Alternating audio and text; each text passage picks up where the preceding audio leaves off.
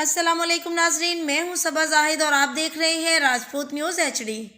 آئیے خبر شامل کرتے ہیں خوشاب سے۔ District bureau chief Rajput news Raja Noor Elahi Atif کی رپورٹ کے مطابق ڈسٹرکٹ انڈسٹریل ہوم خوشاب کی ایڈوائزری کمیٹی کا ماہانہ اجلاس زیر صدارت چیئرمین ملک ظفر وڈال ہوا، جس میں مینیجر میڈم ام فروہ ہمدانی، ممبران کمیٹی فضل جلیل خان، ڈاکٹر معین تاج و دیگر نے شرکت کی۔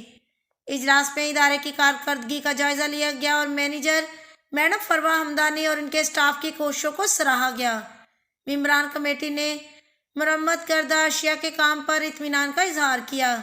شرکائے اجلاس نے چیئرمین کمیٹی ملک ظفر وڈال کی کوششوں سے سوشل ویلفیئر کمپلیکس میں نئے ٹرانسفارمرز کی تنصیب کو بھی سراہا۔ میڈم ام فروہ ہمدانی نے مرمت کردہ مختلف مشینوں کا بھی کمیٹی ممبران کو معائنہ کروایا۔ ان مشینوں کو کارآمد بنانے پر مینیجر انڈسٹریل ہوم کو زبردست خراج تحسین پیش کیا گیا۔